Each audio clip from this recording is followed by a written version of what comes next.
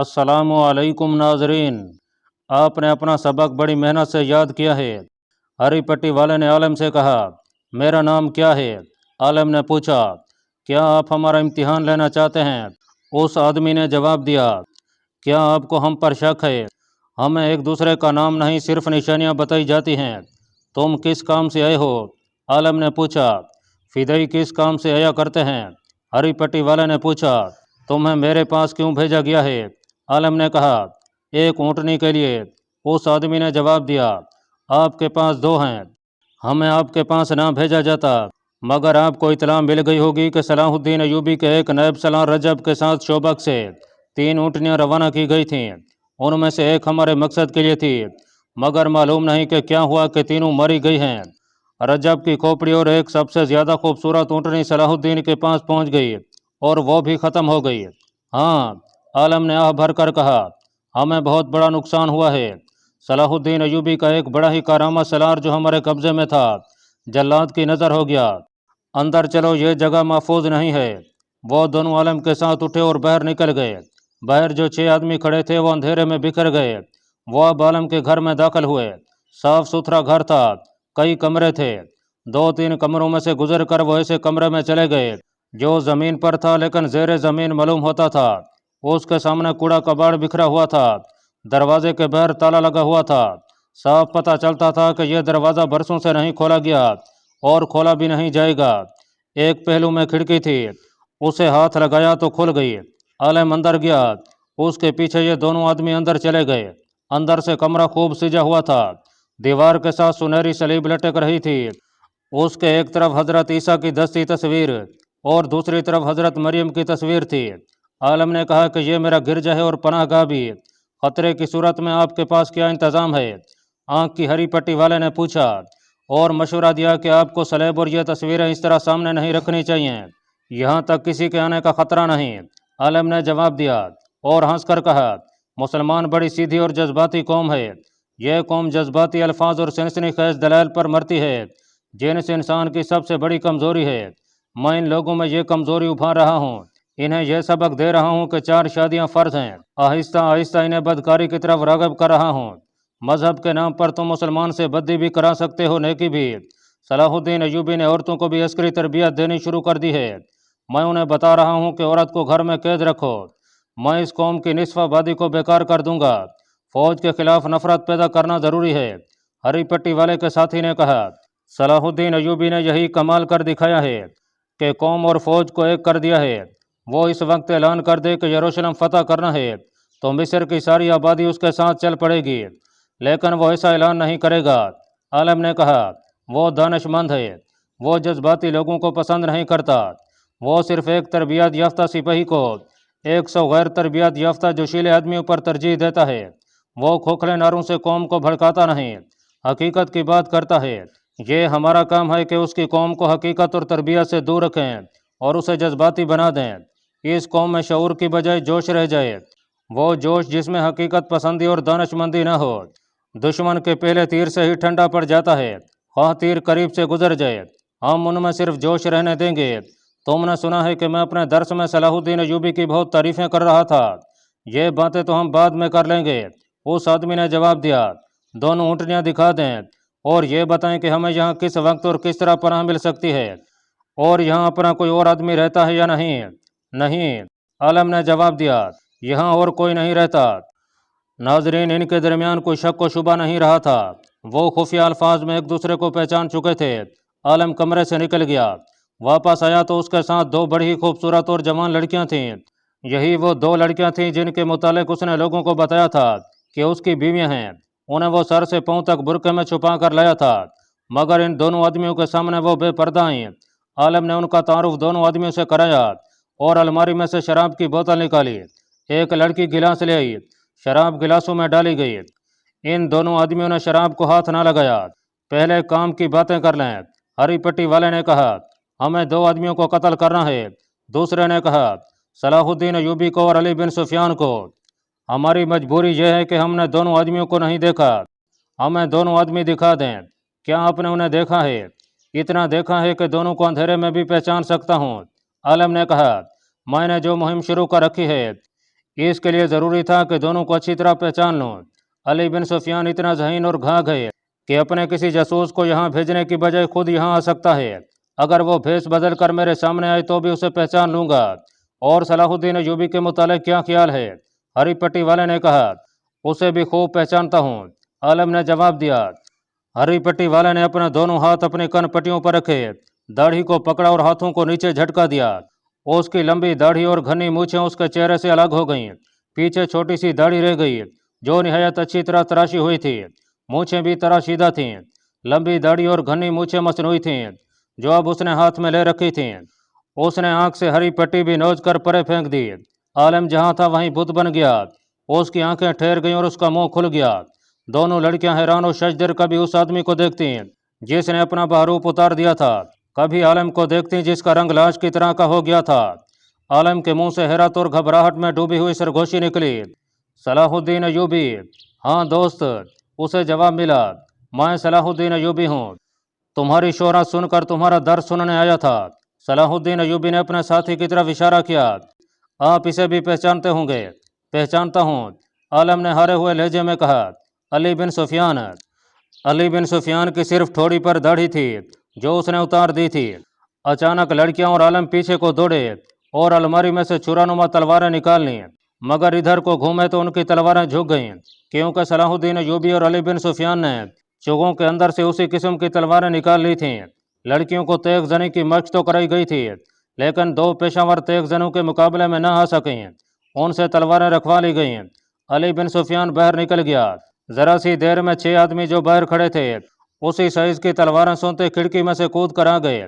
دوسرے دن مسجد کے سامنے اس علاقے کے لوگوں کا ہجوم تھا، وہاں چند ایک سرکاری اہلکار بھی تھے جو لوگوں کو باری باری عالم کے اس خفیہ کمرے میں لے جا رہے تھے جہاں صلیب، حضرت عیسیٰ اور حضرت مریم کی تصویریں آویزاں تھیں۔ لوگوں کو شراب کی بوتلیں بھی دکھائی گئیں۔ اہلکار لوگوں کو عالم کی اصلیت بتا رہے تھے اور وہ جہاد کا جو نظریہ پیش کرتا رہتا تھا اس کی وضاحت کر رہے تھے۔ صلاح الدین ایوبی کی ہدایت پر علی بن سفیان نے سارے ملک میں جاسوسوں کا جال بچھا دیا تھا، کیونکہ یہ ثابت ہو گیا تھا کہ ملک میں خصوصاً قاہرہ میں صلیبیوں نے بہت سے جاسوس اور تخریب کار بھیج دیے ہیں۔ صلیبیوں نے مسلمانوں کے کردار کشی کی جو زمین دوز مہم چلائی تھی وہ سلطان ایوبی کو زیادہ پریشان کر رہی تھی۔ اسے جب علی بن سفیان نے اطلاع دی تھی کہ ایک مسجد کا امام ہر رات درس دیتا ہے اور اسلامی نظریات کو بگاڑ کر پیش کر رہا ہے، تو صلاح الدین ایوبی نے فوراً ہی یہ حکم نہیں دیا تھا کہ اس عالم کو گرفتار کر لو۔ اس نے کہا تھا کہ علی، مذہب میں فرقہ بندی شروع ہو گئی ہے، یہ پیش امام کسی فرقے کا ہوگا، یہ بھی ہو سکتا ہے کہ وہ قرآن کی اپنی تفسیریں پیش کر رہا ہو۔ میں مذہب میں دخل نہیں دینا چاہتا، میں حاکم ہوں، عالم نہیں ہوں۔ اگر تم سمجھتے ہو کہ وہ کوئی تخریب کار ہے تو گرفتاری سے پہلے اچھی طرح چھان بین کر لو، پیش امام کا درجہ مجھ سے زیادہ بلند ہے۔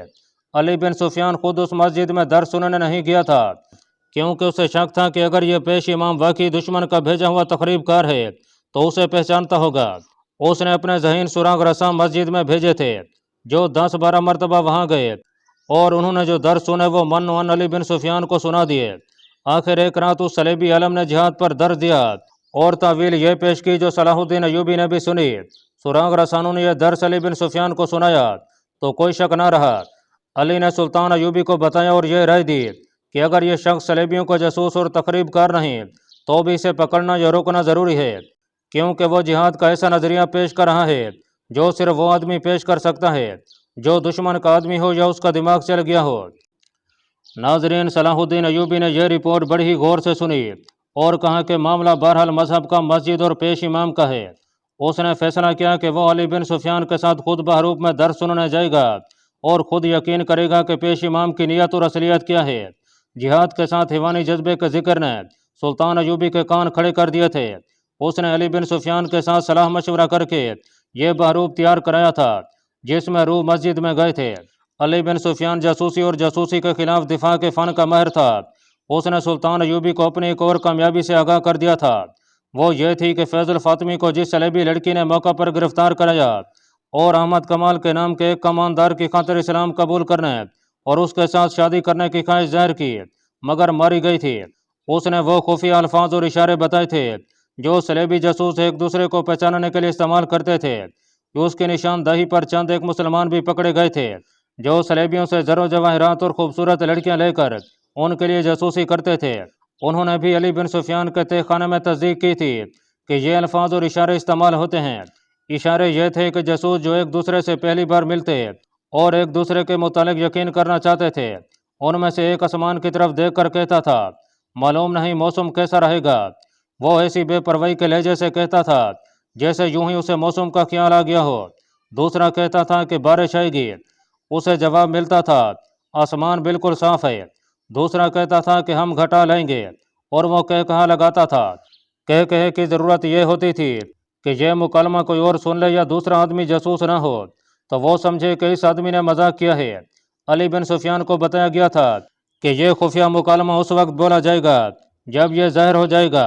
دوسری بات جو علی بن سفیان نے معلوم کی تھی وہ یہی تھی کہ جاسوس ایک دوسرے کو اپنا نام نہیں بتاتے تھے۔ ان کا ہیڈ کوارٹر فلسطین کا ایک قصبہ شوبک تھا جو ایک قلعہ تھا۔ یہ سلیبیوں کا جاسوسی مرکز تھا۔ ان انکشافات کے سہارے صلاح الدین ایوبی اور علی بن سفیان بحروب میں مسجد میں چلے گئے۔ انہوں نے جہاد کے درس کی خواہش ظاہر کی تو عالم نے خواہش پوری کر دی۔ پھر وہ اس کے پاس اکیلے رہ گئے اور ان خفیہ مکالموں کو بے نقاب کر دیا۔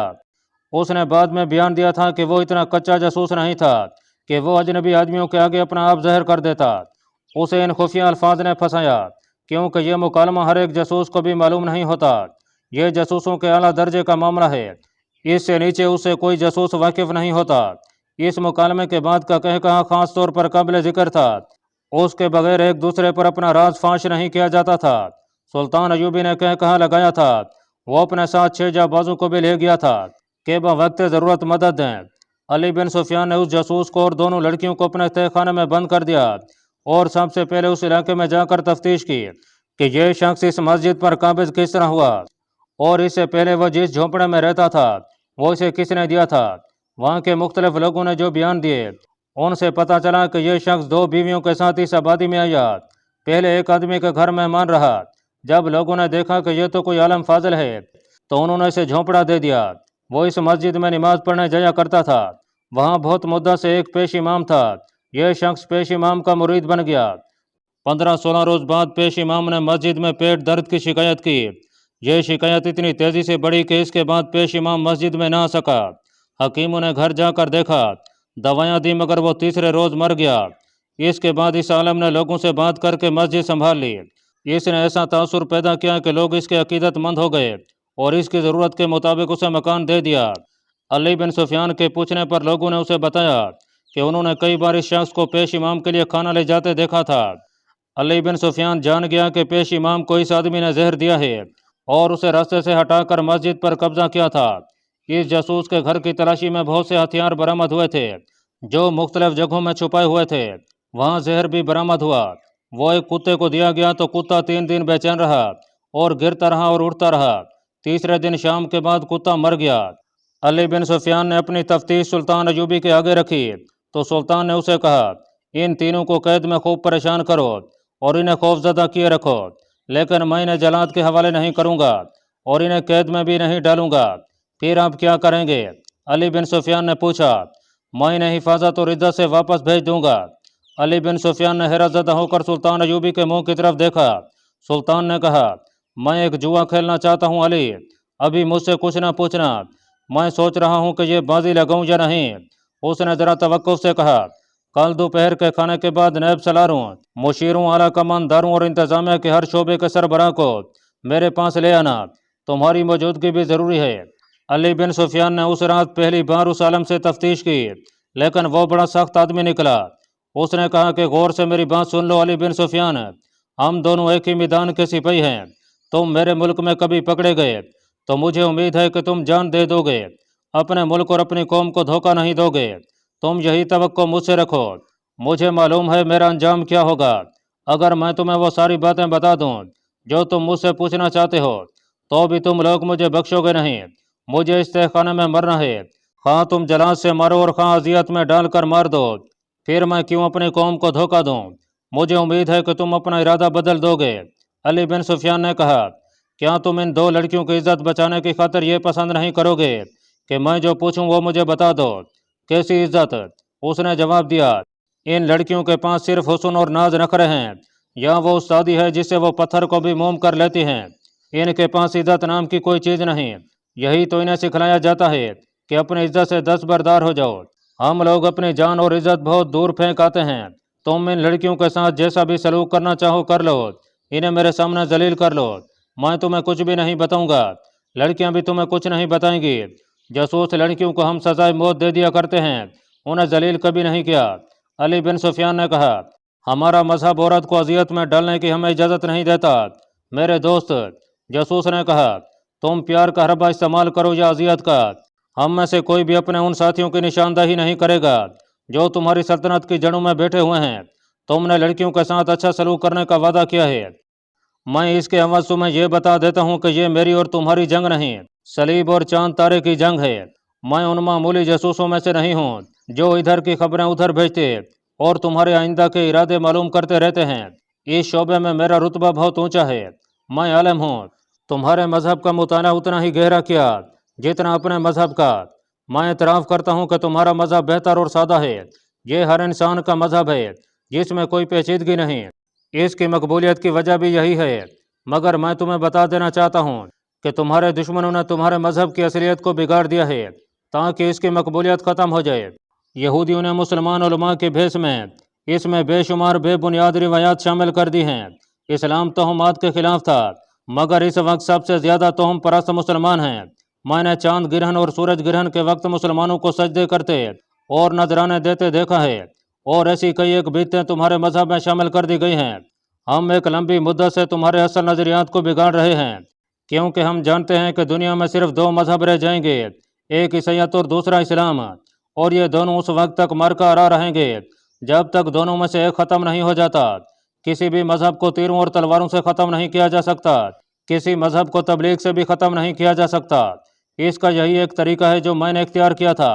मैं तुम्हें यह बता देता हूँ कि इस मुहिम में मैं अकेला नहीं, पूरा एक गिरोह तुम्हारे नजरियात पर हमलावर हुआ है। अली बिन सुफियान उसके सामने टहल रहा था और उसकी बातें गौर से सुन रहा था। उसने आलम जासूस के पाँव में बेड़ियां और हाथों में हथकड़ियां डाल रखी थीं। उसका इरादा तो यह था कि इस जासूस को भी हर जासूस की तरह अजियतों के उसी मरहले में से गुजारेगा जहाँ किसी भी लम्हे जासूस सारे राज उगल देते हैं। लेकिन उसने कैद खाने के एक मुहाफिज को बुलाकर इस आदमी की बेड़ियां और हथकड़ियां खुलवा दी और इसके लिए पानी और खाना मंगवाया। उसने कहा, मेरे साथ इस सलूक को गुलवाने का हरबा ना समझना, हम आलमों की कदर किया करते हैं, हाँ वो किसी भी मजहब के हों।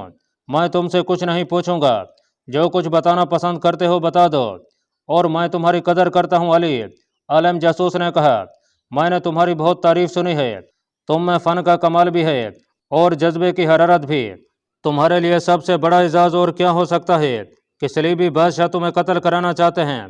इसका मतलब यह है कि तुम सलाहुद्दीन अयूबी और नूरुद्दीन जंगी के हम पला हो।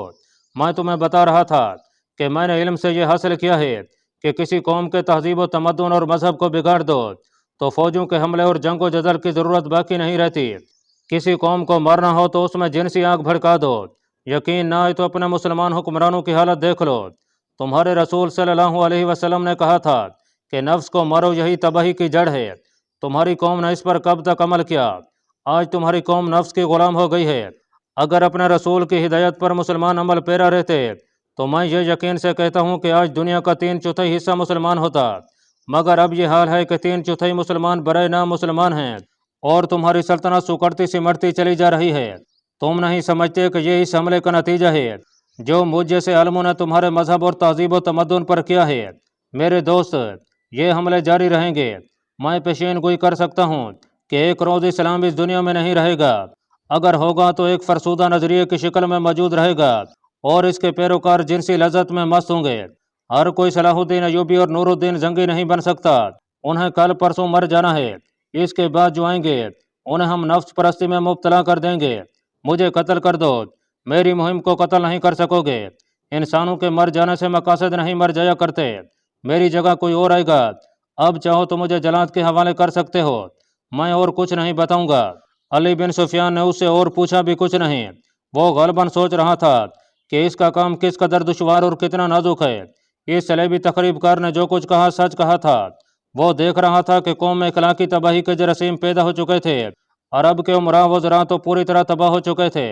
सलाहुद्दीन अयूबी मैदान जंग में सलेबियों को शिकस्त देकर सल्तनत इस्लामिया को वसीतर करने के ख्वाब देख रहा था।